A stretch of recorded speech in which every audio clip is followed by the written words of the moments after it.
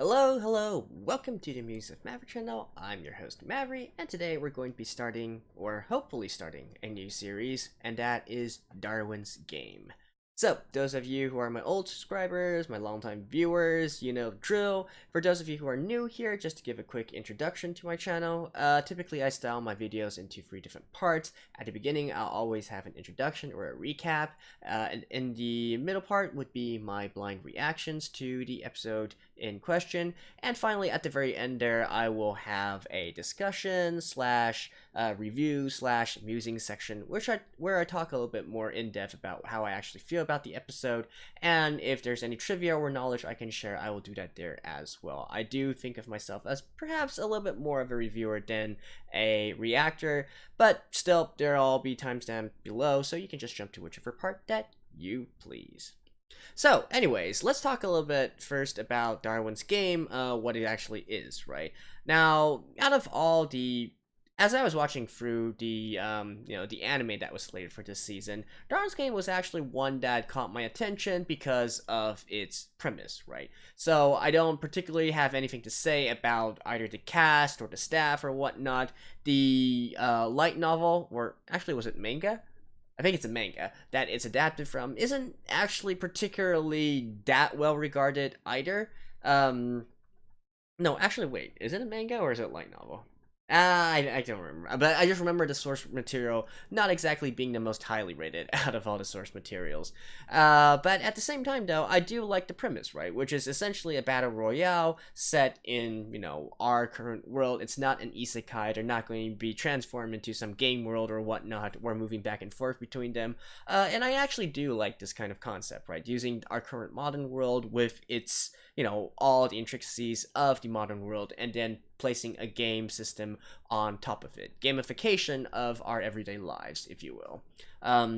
Of course, you could argue that the Battle Royale system or the sort of gamifications has been done a lot already, but I do feel like, watching through the trailers and whatnot, it seemed to be something that I could get behind. It actually reminds me of some other series, such as Bitum, which is one of, that one is long running and very popular, as well as Jini Taisan. Which, honestly, it's not really well regarded, the anime, but honestly I feel like it gets a little bit of a bad rap. I quite enjoyed it, for what it was anyways. Even though it was predictable, it showed, to me, it was the journey that was the important part, right? Like, even if I already knew, like, who was going to win or whatnot, I do want to see, all the different characters, their backstories, and how they eventually met their demise, right? So, I am wondering if Darwin's Game is going to be similar to that, or is it going to be purely action-packed, or is it actually going to be one where our characters are going to be needing to use a little bit more of their brains to get through the situations. Now, I don't really know any of that, but I figured that we should just watch a few episodes and see what we have in store.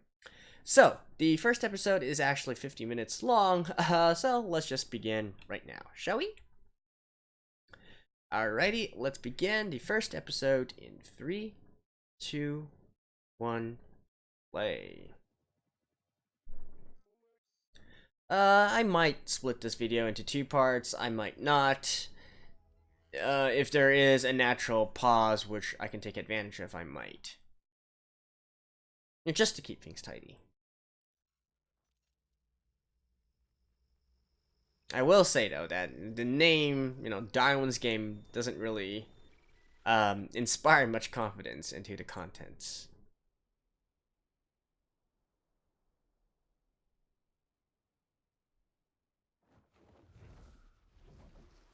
Alright. I venture a guess and say that's not the protagonist.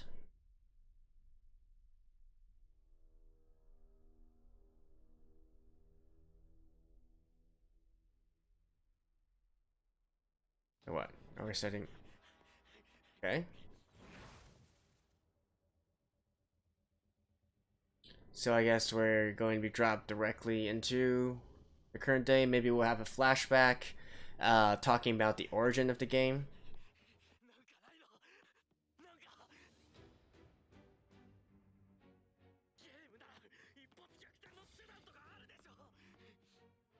Okay.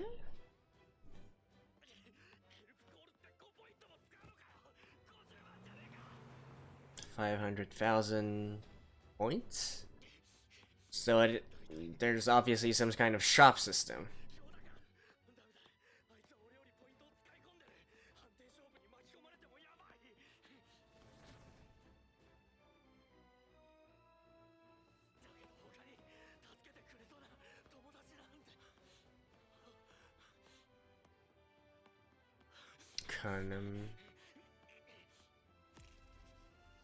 Okay.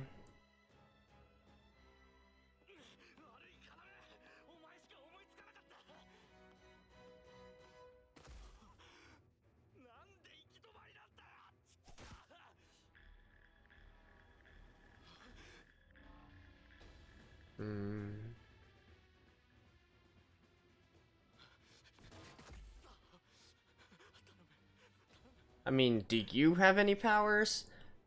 It's obvious that his opponent here seems to have some special powers, right? Of invisibility?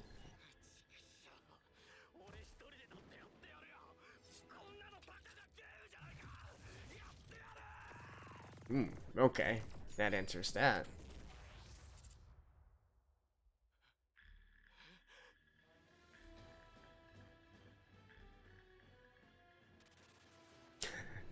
Well, that is creepy.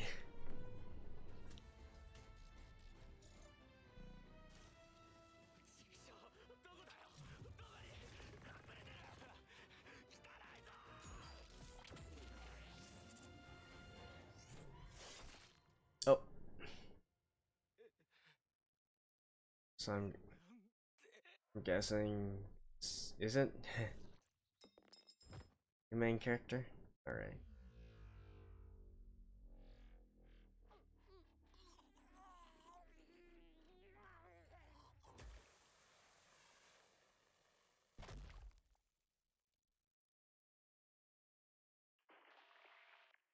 You lose.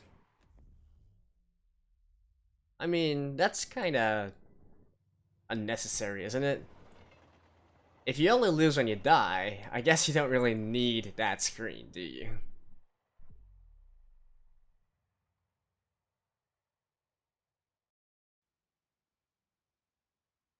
Okay, never mind. I thought we were going to be dropped into the middle and that was the protagonist, and then we would see why he ended up in this place in the first time. In the first place. Oh, so this is Kaname.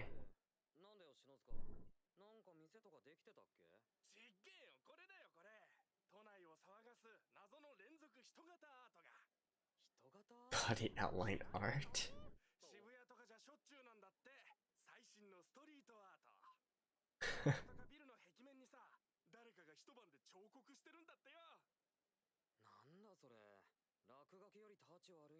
Well, I guess people wouldn't really think that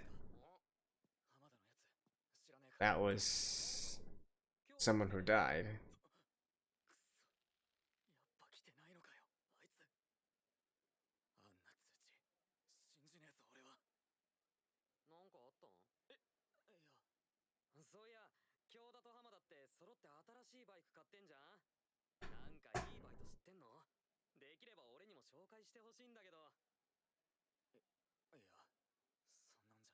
Hmm. So I guess he's also part of the game as well.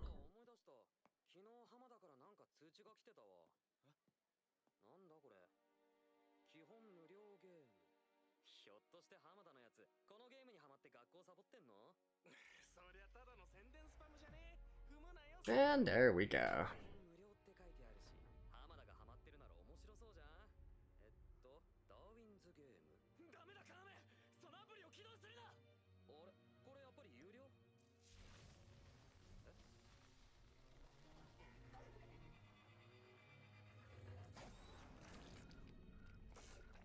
Wait, and you can just do that in broad daylight?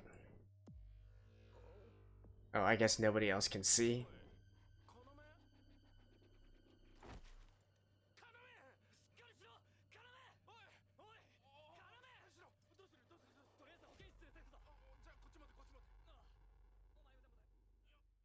That's Not even like a terms and conditions page, really? That's kind of scammy. Oh, and I do know that this is probably the female lead.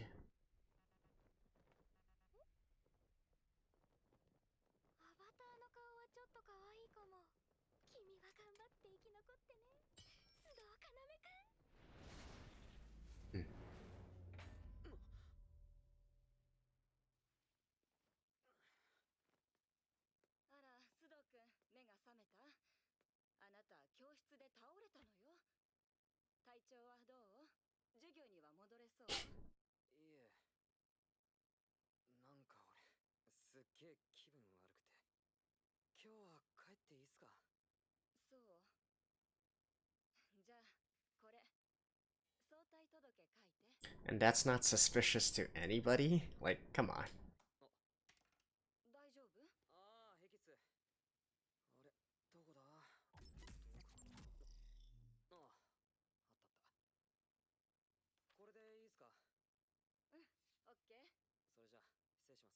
Okay. What exactly is his ability?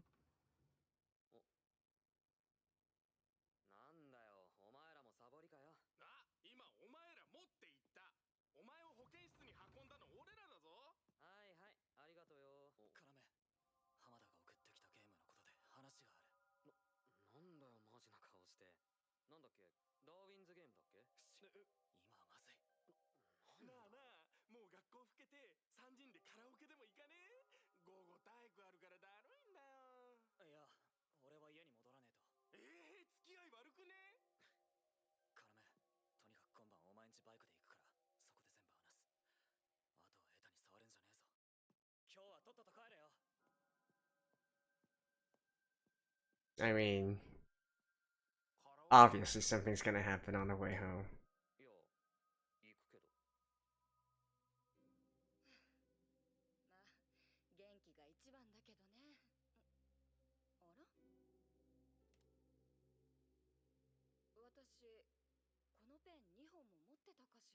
Huh.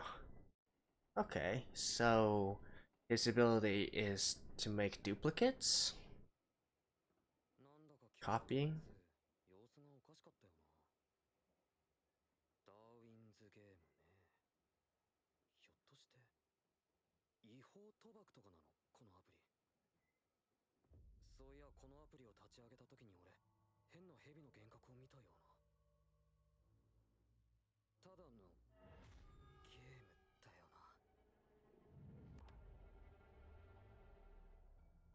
It's gonna say, your game has started.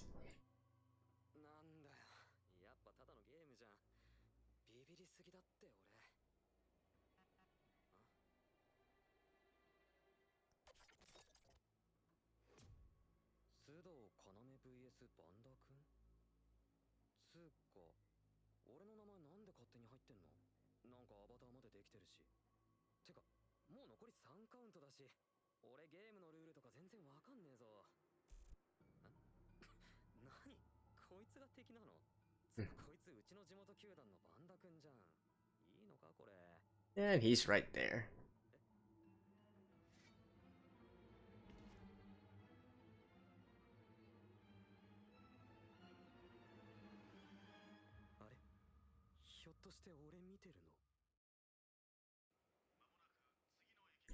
And they can seriously do this, like, just in broad daylight. Dude, he has a knife. You might...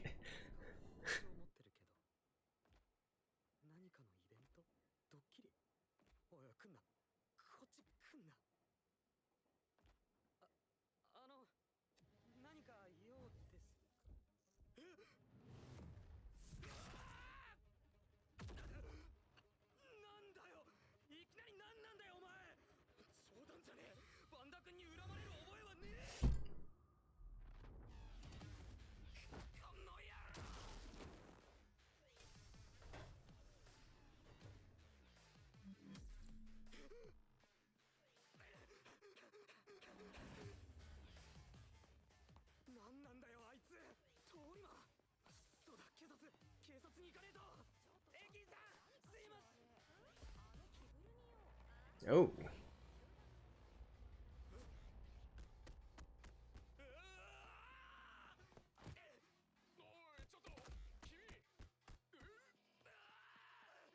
Just in broad daylight? Okay.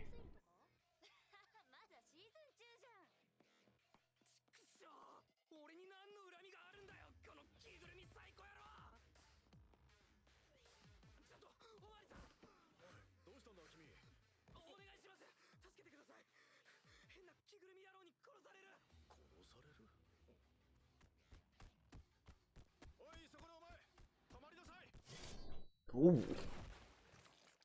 Holy shit.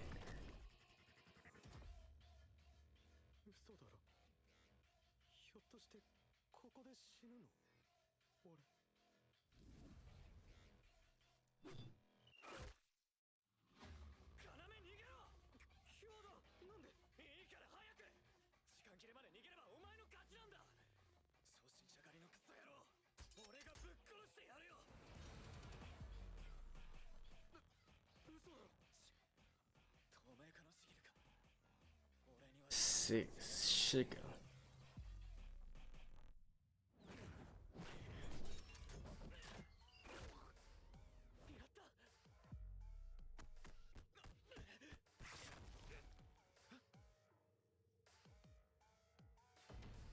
It's dead?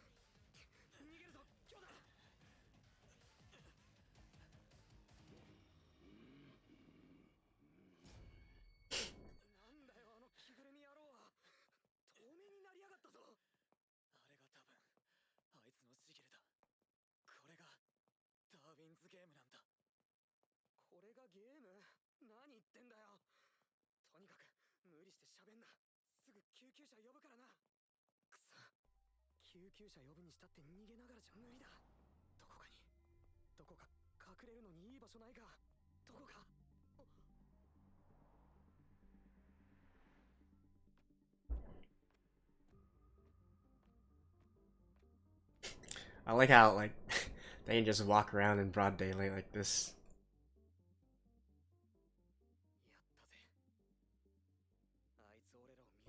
But I thought they can be tracked using the smartphone app.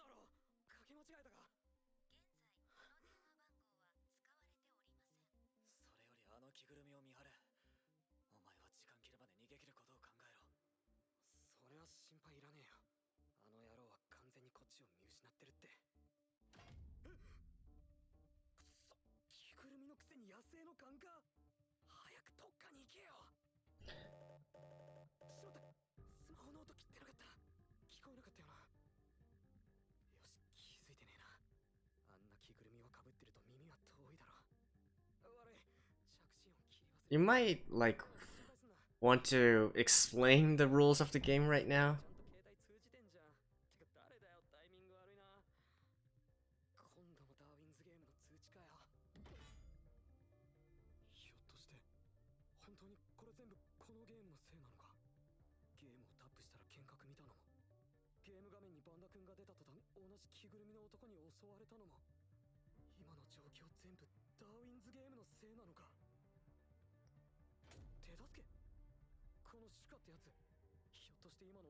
Oh.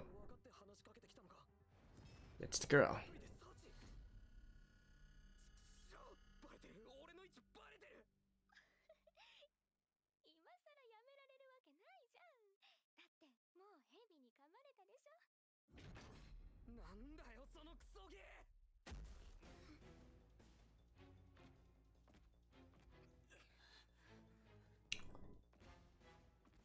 I mean, like,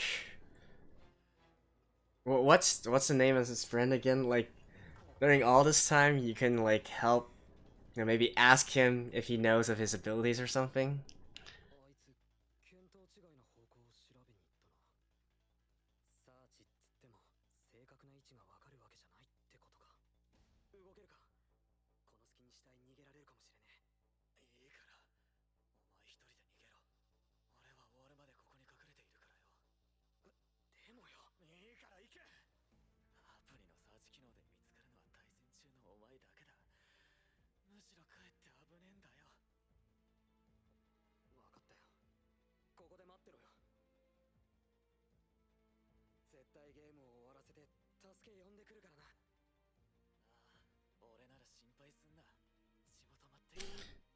Yeah, I kind of feel like he's dead.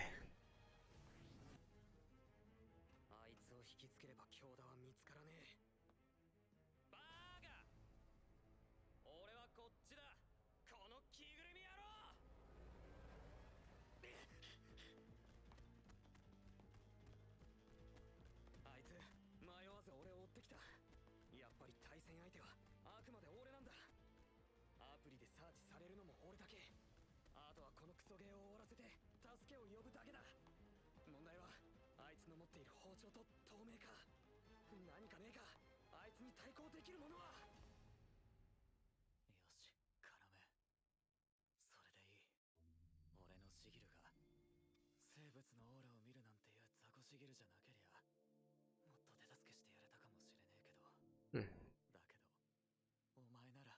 So he knows that.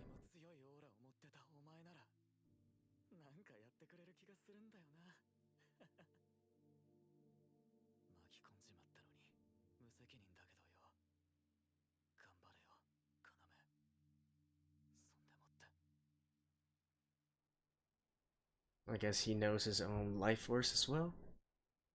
That's why.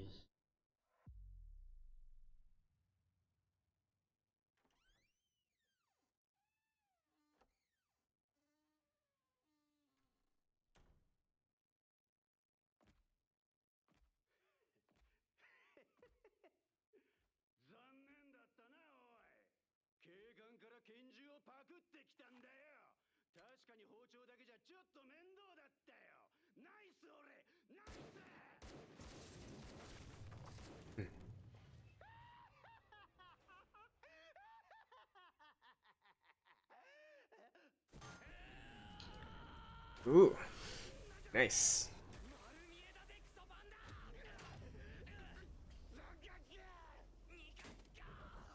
Ooh, nice. But come on, he's still under you. Just okay. Now you're kind of screwed, dude.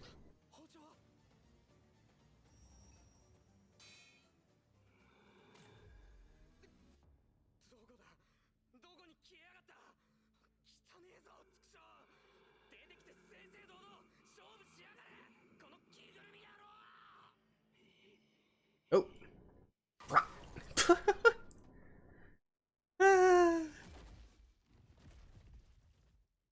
That's kind of funny.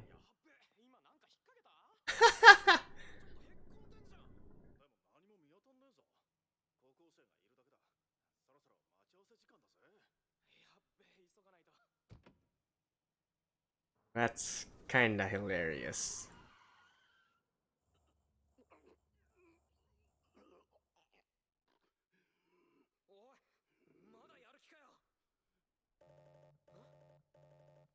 Game over.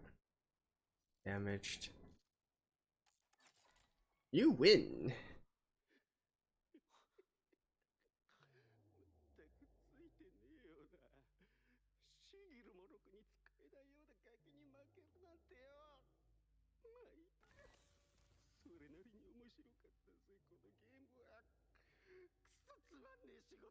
Okay, so it turns into yeah.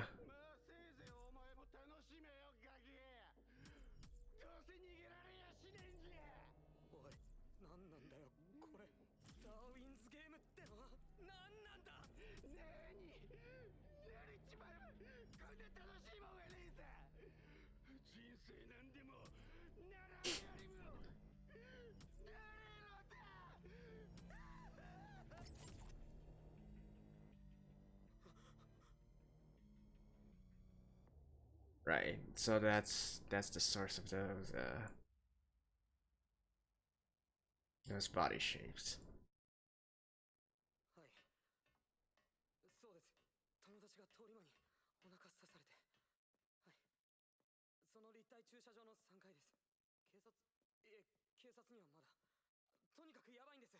早く来てください。お願いします。今日だ。全部終わった。もうすぐ救急車が来るから。He's dead. もしもしどうしましたもしもし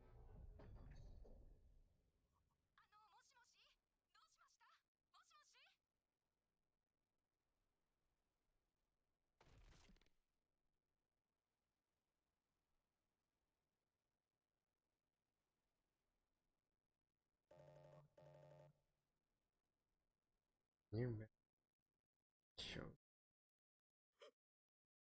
one. Yes.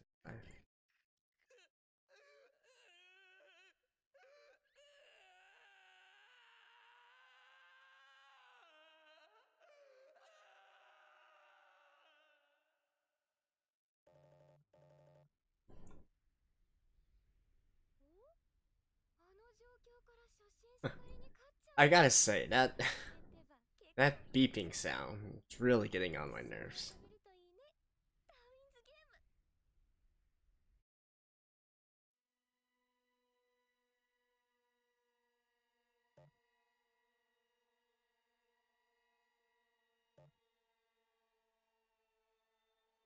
Gotcha function?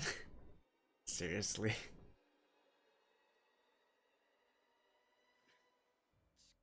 There's a gotcha in this as well. 俺一人でどうすりゃいいんだ。もう京田も浜田もいない。篠塚に相談するか。いや、こんなことには巻き込めねえよ。He's probably gonna get mixed up in this. このアプリ、ダーウィンズゲームってのは。だいたいガチャ機能だって。ふざけてんのかよ。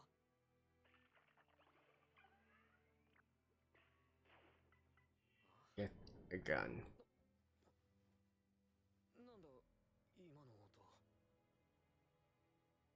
ちくしょう。嫌な予感しかしねえ。 Hey, it's a gun. もうやだ。ゲーム。とにかくこのアプリのことも調べなきゃ。 I mean, I'm sure you can find like the game rules or something in there, right? 今度こそ生き残れない。よし。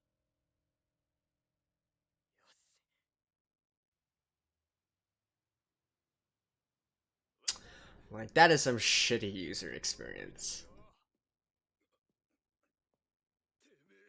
You need to have an onboarding process for your games and apps.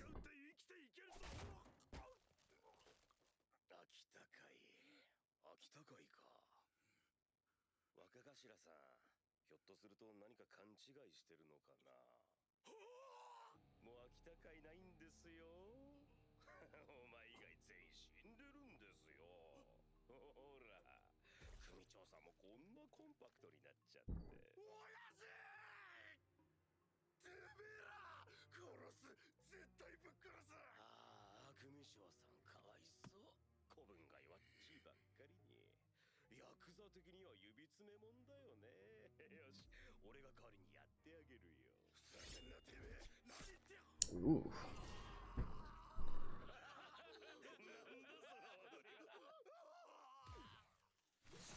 Damn.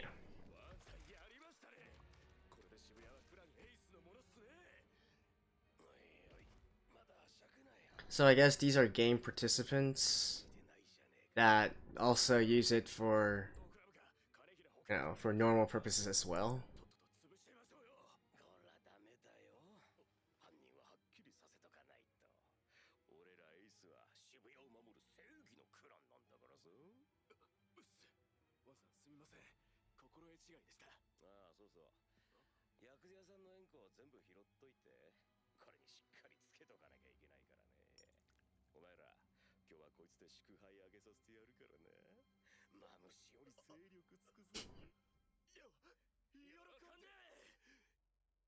I mean, they can't really say no. 9、10、11、12。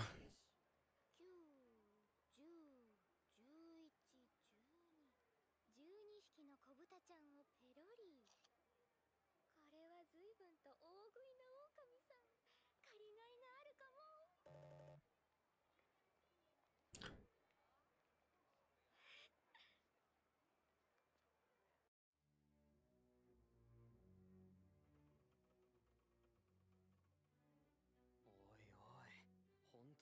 Oh, he's meeting up with the girl.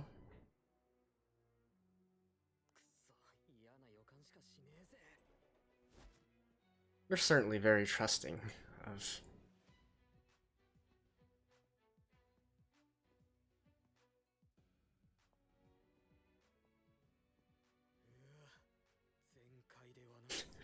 Yeah.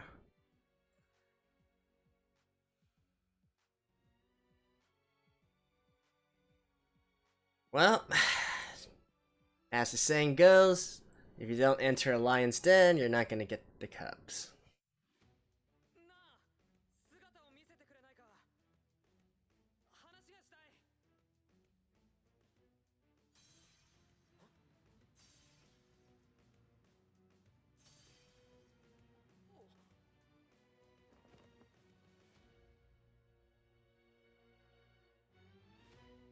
Hello. 今どこから現れた？空から？いやまさか。それにしてもアバター通りの可愛い女の子が出てくるとは思ってなかったぜ。Like, let's be real here. That's the real reason why he decided to trust her. 君が信用できそうならだけどね。でもわざわざここまで来てくれたし、一つだけ無条件で教えてあげる。何から聞きたいの？とりあえず一つだけか。なら慎重に質問を選ばねえと。じゃあまず聞きたい。どうすればこのゲームをやめられる？俺は巻き込まれただけでこんなのに参加する気はなかったんだ。何？またその質問？昨日メッセージでも答えたけど、このゲームにやめるとかそんな機能ないよ。ないってことはねえだろ。そんなゲームありえねえよ。そんなの私に言われても困るにゃん。どうしてもやめたいなら死んでみるとか？やめるときは人生ごとかよ。なんなんだよこのふざけたゲームは。途中でやめることもできないなんてありえねえだろ。それにこんなのどう考えたって犯罪じゃんか。やめられないならこれから俺はどうすりゃいいんだ。このゲーム何もしなくたって勝手に襲ってくるじゃねえか。俺はこんなゲームで殺されるのはごめんだ。勝てばいいんだよ。え？勝てば、殺せば、あなたは生き残る。難しくないでしょ？殺すってそんな無茶な。なあ、やめられないにしても向こうから襲われないようにする方法はないのか。このままじゃ夜もおちおち眠れねえよ。まあもちろんないではないよ。でもそれを教えるのは要が信用できるか確かめてからだよ。最初に言ったでしょ。どうすれば信用してもらえる？俺はあんたを攻撃したりする気はないんだ。まずはあなたのシギルを教えて。そしてこの場で実演してみせて。シギルがわからないプレイヤーを信用することはできないからね。シギル？何のことだ？このゲームの。 There's really no, like, introduction to the game. 悪いけど俺はこのゲームのことさっぱりなんだ。あなたもダーウィンズゲームのヘビに噛まれたでしょ。シギルというのはヘビがあなたに与えた抗うための進化のこと。進化？何の話だ。確かに俺もヘビに噛まれる幻覚は見たけど、シギルなんて知らないぞ。そんなはずはない。シギルは誰に教わらなくても自然に使えるようになるはず。まるで呼吸するように自然に、生まれた瞬間からできてたことみたいに。そんなこと言われても。仕方ないな。まだ自覚がないだけかもしれない。アプリの詳細プロフィール画面を見てみて。そこに与えられたシギルが書いてあるはず。詳細プロフィール画面ってこれか。名前須藤要、戦績一戦一勝、クラス D3。 Error. Can't. エラー解析不能って出てるけど。そんなはずはない。エラーなんて聞いたこともない。でも本当に。たとえそれが本シギルがわからない相手を信用できないことには変わりないかな。やばい。このままはいさよならで終わらせてくれる雰囲気じゃないぜ。俺はあんたと戦う気はない。とにかくそれだけは信じてくれ。ならその背負ってるカバンの中身を見せて。そこに武器がなかったなら今回はこのまま見逃してAnd he happens to have a gun. やっぱ拳銃は家に置いてきて正解だったな。Oh, 職質とかされたら一発アウトだったぜ。 okay. でもさすがに丸腰はな。やっぱなんか武器は欲しいぜ。もうちょっと合法的な感じのさ。よし。 So what'd he take? どうしたの？見せてくれないの？くそ。今このカバンには今月の生活費をはたいて買った護身用具が。なあ、もしもだけどカバンにちょっとした武器のようなものが入っていたら。決めた。やっぱりここで殺すね。 Oh, you can. いきなり。それじゃあバイバイ。こうなったら仕方ねえ。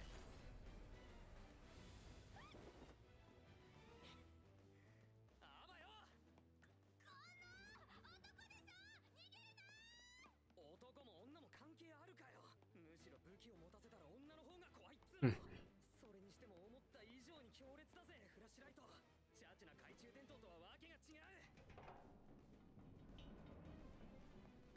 この工場電気来てるのか。 But if you started the game or the battle, then doesn't mean that they have to have. なんかやばい。なんだ。とにかくなんか嫌な感じが。躊躇すれば唯一の逃げ道が。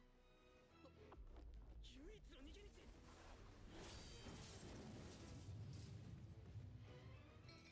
外した。よけた。やるねカノメ。でもまずい。 Huh. このままあいつの目が見えるようになったら終わりだ。とりあえずどこかに隠れるしかねえ。 So what exactly is his ability? それともまた戦わなきゃならねえのか。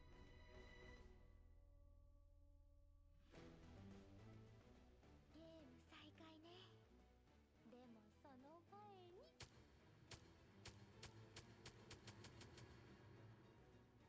くそ、伝統もつくのかよ。おう、いたいた。先に言っておくけど出入り口は全部鍵がかかってるから逃げるのは無理だと思うよ。さあ。だから無理だって言ったでしょ。そろそろ反撃しないと死んじゃうよ。ほら。よくかわすね。反射神経いいんだ。私も真面目にやらないとダメかにゃ。まぐれまぐれだよ。そのまま手を抜いてください。でもそろそろシギルを見せてくれないとつまらないぞ。だからシギルなんて知らねえっつうの。仕方ねえ奥の手。これスタンガン？いろいろいじらしく用意してたんだね。で、これでおしまいなの？それならちょっと期待外れかも。鎖が蛇みたいに。せっかくだから要のシギルを見せてもらおうと思って手加減してたけど。もういいや。次で終わりにするね。Now his face really looks a bit dumb, all things considered. シギルね。要するにあの鎖を自在に操るのが主家のシギルってことか。あいにくこっちはシギルなんて一個ももらってないっつうの。ああくそ。あの鎖がぶち当たったら完璧死ぬな。つっても避けてそれからどうするんだ。あんな風に自在に動く鎖を本気で使われたらどっちみちおしまいだろう。 Alright, わけもわからず巻き込まれて強いやつ what's にまぐれで going. ほんとひどいクソゲーだよ。まあこんなもんか。俺にしちゃよく頑張った方だろ。これでも仕方ねえよ。仕方ねえ。納得いかねえ。納得いかねえったってこの現実はもうどうしようもねえだろ。なんで俺こんな必死になって走ってんだ。ふざけるんじゃねえ。ああほんとふざけてるよな。そりゃこのクソゲーを仕組んだやつに一発入れなくて。 I mean, I gotta say, it is rather poorly designed. どうしようもないだろう。でもそれじゃあまるで武器さえあればまだやれるって言ってるみたいだな。俺ってこんなに諦めが悪かったっけ。そうだよクソったれ。武器がこの手にあればまだやれるって言ってんだよ。 Oh.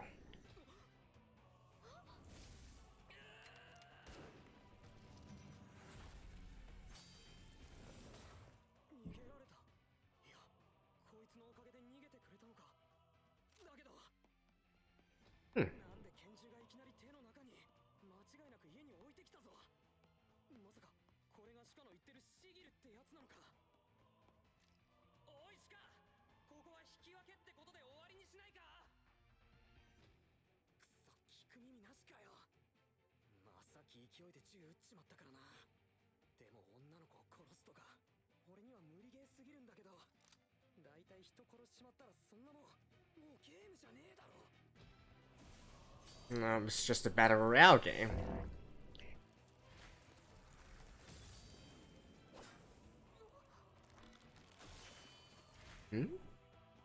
What happened there?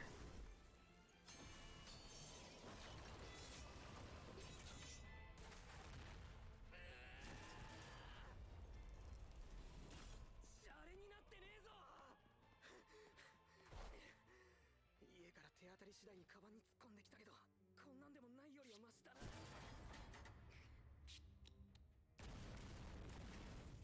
むちゃくちゃだなあいつ。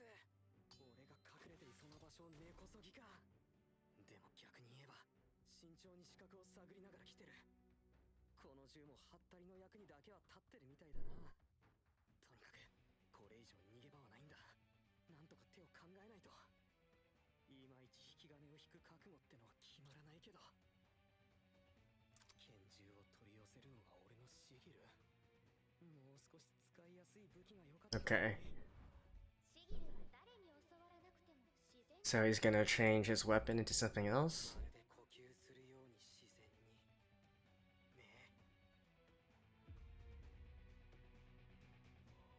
思い出せ、拳銃が現れたその瞬間のこと。あの時俺は何をした。だから俺は俺の知る最も強い武器を作った。 Oh, so of creation. Okay. 作った。そんなことできるわけないだろう。何言ってるんだ。 Not copying. 根拠なく自信ありげじゃないか。どうしまったんだ俺は。 見つけた。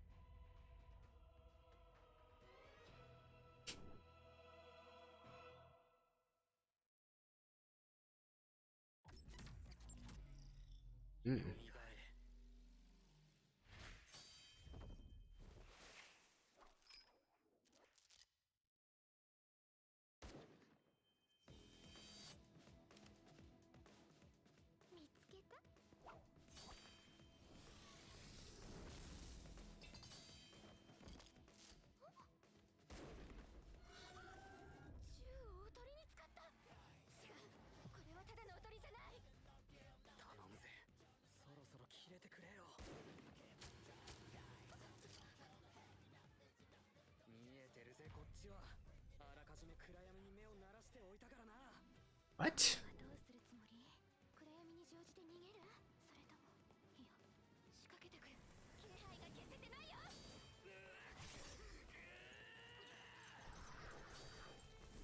What's he trying to do?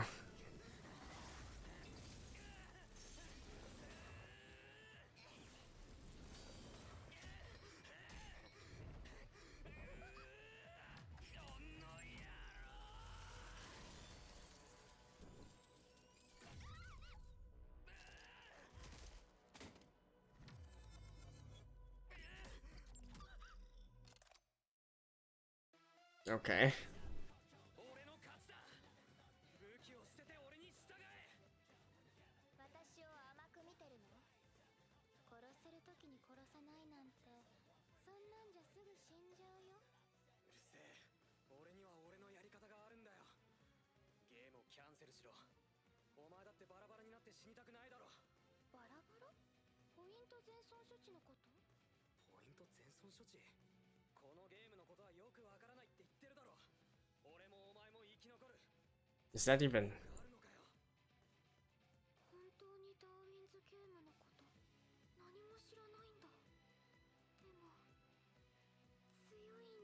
Oh my god. Seriously. 一度始めたゲームはキャンセルできないよ。途中で終わらせるにはこうするしかない。降参する。これからは要に従うわ。Oh, you can also do that as well? Alright. これで終わったのか。うん。これで私の所有ポイントの一部が要に移っているはず。そうか。これで二人とも助かる。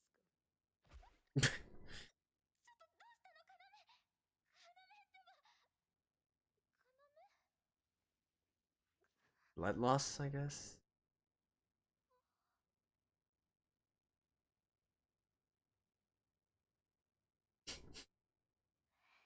Wow. Alright.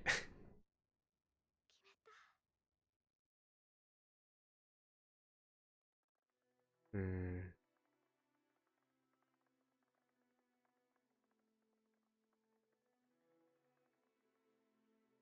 And プロの新人が初戦を生き残る確率は1割以下というのに、まさかルーキー狩りのバンダ君に続いて無敗の女王にまで土をつけるとは。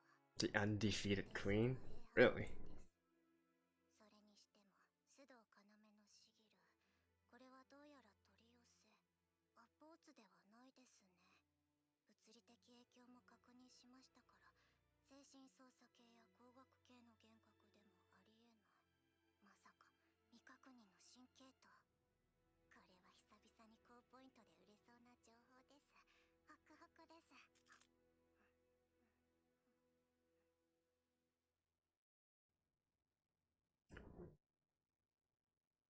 Oh, I was almost like, is that the ending?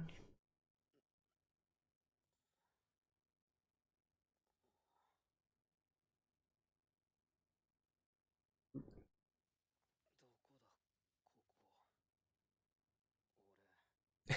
だ、ここ。俺、 Yeah. Well, okay. 昨日は目を覚まさなかったから心配だよ。それで私、要に一つお願いがあるんだけど。なんだよ、お願いって。 Half my baby. 私と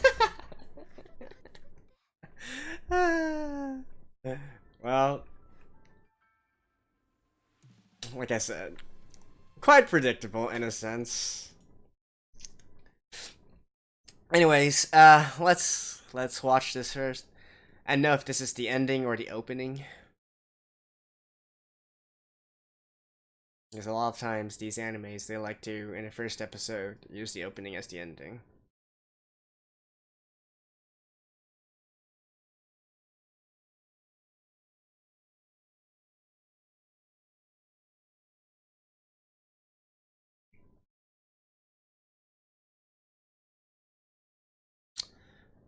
Hmm.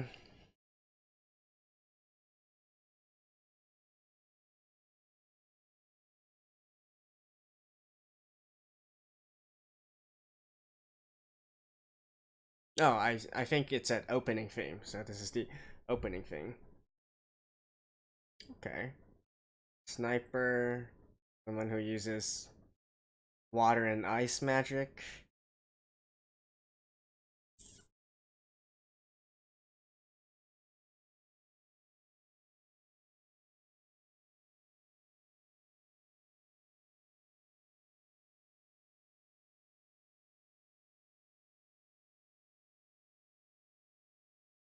So there is still a lot of these normal weaponry here.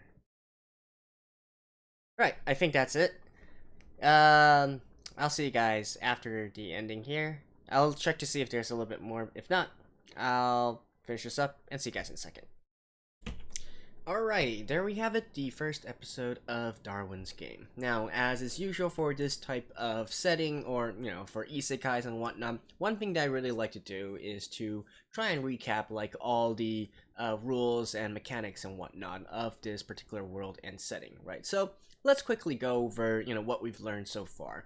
So, at the very least, we know that once a battle starts, there's three ways to end it. You can either battle to the death, where one side dies, or you can allow the timer to run out, in which case you'll be judged based on how much damage you do, your technical ability, and how artistic it is, which I guess can be summarized as style points, like how well you use your abilities, how well you use your surroundings to attack or defend against your opponent. And then finally you have a case where you can surrender as well. And so far it seems that, especially for the first two, it seems if you don't choose to surrender, then you will die regardless, right? Or you would get cut up into little pieces and turn into those body shapes, right? So apparently there is a surrender option, and that is enough to allow you to lose a battle and yet still remain alive, right? So that is something that we should keep in mind here. Beyond that, there's not really that much else that's been revealed here. We do know that there's sigils, right? The special abilities of every player. We know that there's clans as well. We can see the signs related with clans in all of the game screens and whatnot. And so that is actually quite an important thing, which I'll talk about a little bit later, especially since it seems that interference is allowed within these battles. So clans should be of utmost importance here. Beyond that, we also know that you can earn points and then spend these points on things. You can buy them directly, or you can use gacha to gamble, right? And as we can, judging from the very beginning of the episode, where the guy was saying that 5 points equals to 500,000. I do think that it has a sort of correlation with real life money as well. So these points can be used to, of equivalent credit to real world money, right? And that's kind of important in a certain sense, because I wonder if the reverse is true as well. And that is, you can use real world money to buy points and whatnot. Is it going to be a sort of pay to win kind of system, right? Although, to be fair, considering that this is actually taking place in the real world, and it's not like the battles are compartmentalized, you are fully affected by everything around you as well, it doesn't really even need to be a mechanism, right? I mean, a guy who's rich and can hire lots of bodyguards, or can purchase good armor, good armaments, and whatnot, will naturally have an advantage in this Darwin's game as well, because the sigils don't really seem to be that powerful, right? Of course, I'm sure that there's some that are more powerful than others, but it seems that, for the most part, everybody we've seen so far, looking at their abilities, they're still going to die to a gunshot, right? And there's not really much they can do about it. So, it's quite limited, actually, and so this also presents a interesting dynamic, especially for those who are within the game and those that are outside the game. And is there going to be a sort of dynamic between these two groups of people, right? So that's also something to look forward to in the future, or look out for, I mean, in the future. Now, as to the story itself, I mean, it's pretty straightforward. I'm not going to talk too much about that. The characters, first of all, let's talk about the male lead, Kaname.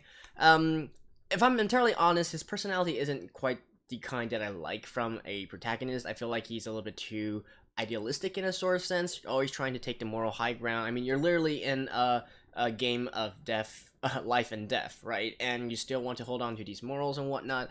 I mean, yeah, sure, you could say that this is something that people should strive for or whatnot, but honestly, I like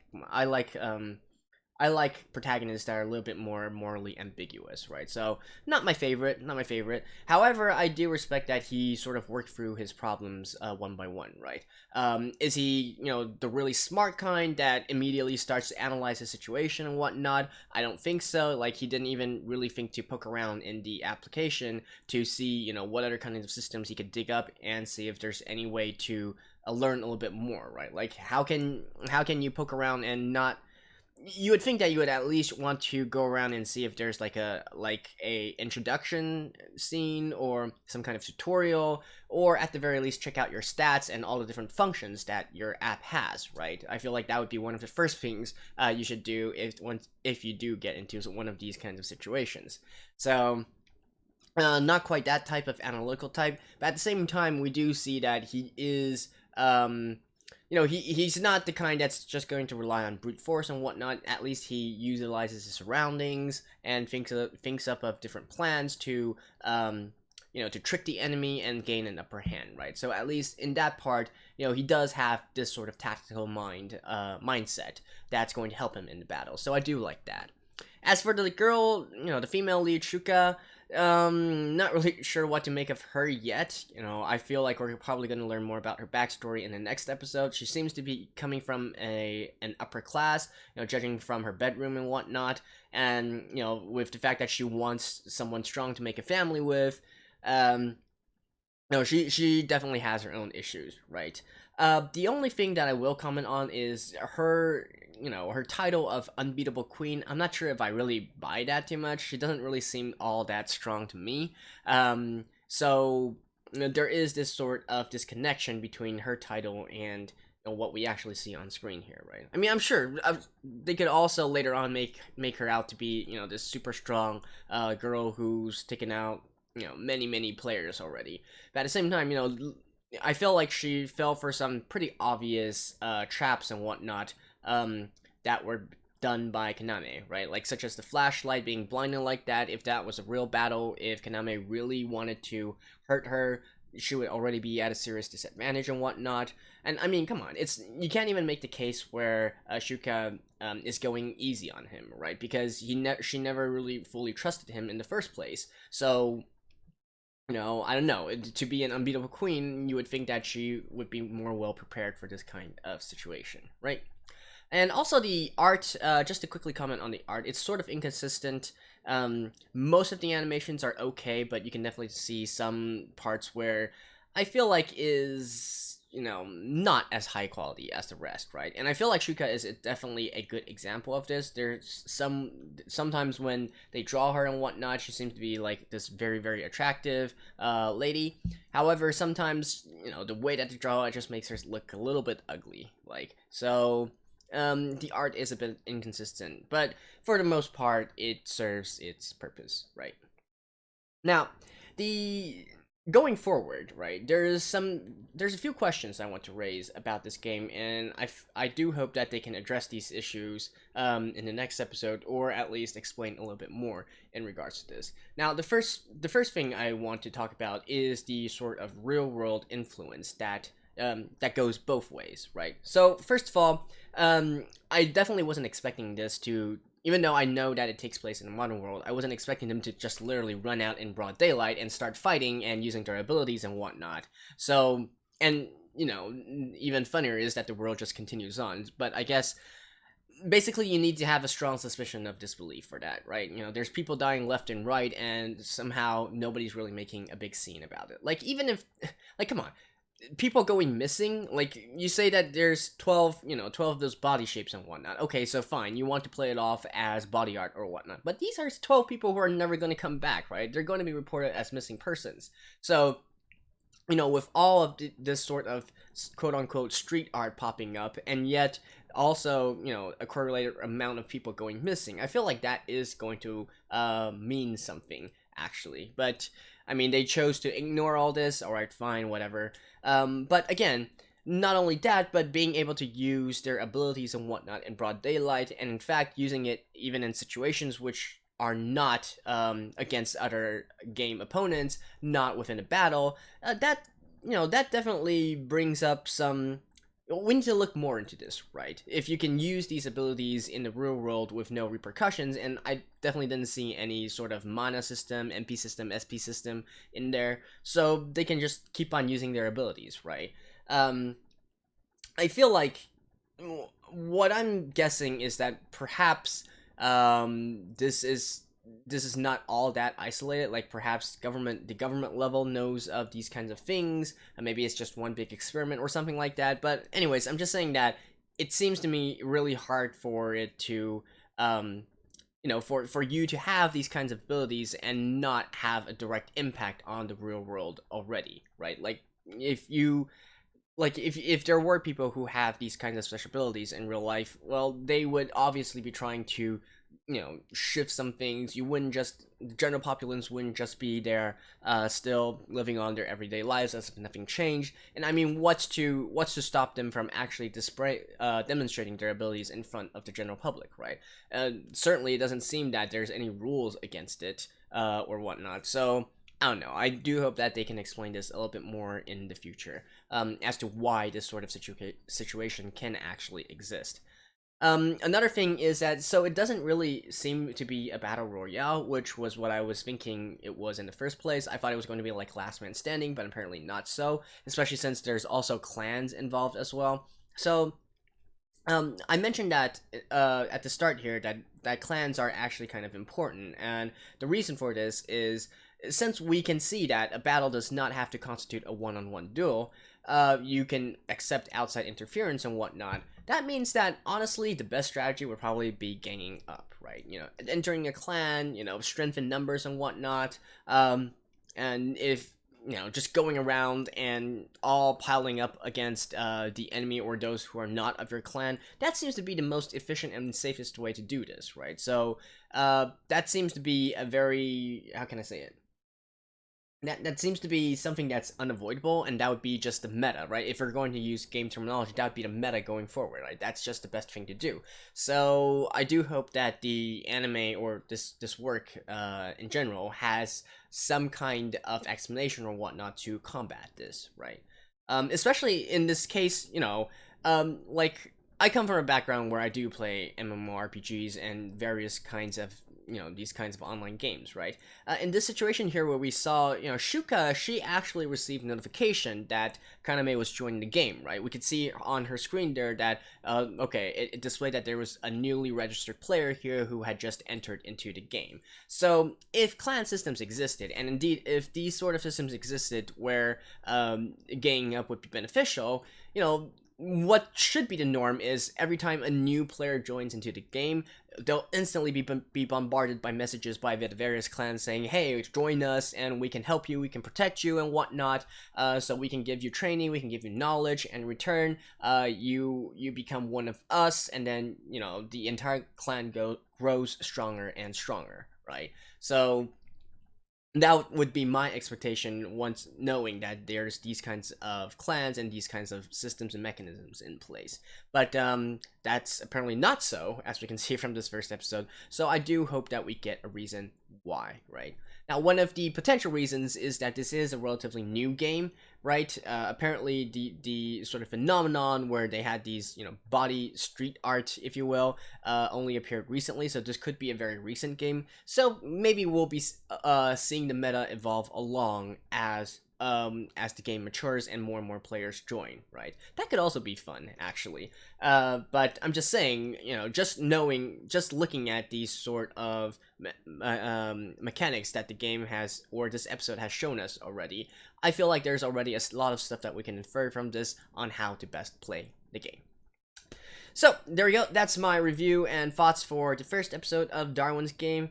I do kind of want to see more, right? The other companions that are slated to come up, they seem to have some cool abilities as well, and, you know, a more general, affinity with modern weapons and whatnot. Like I said, just looking at the different sigils that have been displayed so far, I feel like they are still vastly underpowered compared to, you know, modern armament technology, right? Like actual guns and rifles and machine guns and, heck, you can even say, you know, missiles and whatnot. It's still no match for those modern technology, right? So I do want to see, you know, how exactly they're going to portray this going forward. It seems that these sigils can only augment what we already have in the modern world. So I do want to at least watch a few more episodes and then make a decision there as to whether or not I want to fully complete this series. So there we go. That's my thoughts on the first episode of Darwin's Games. See you guys next time. Bye bye.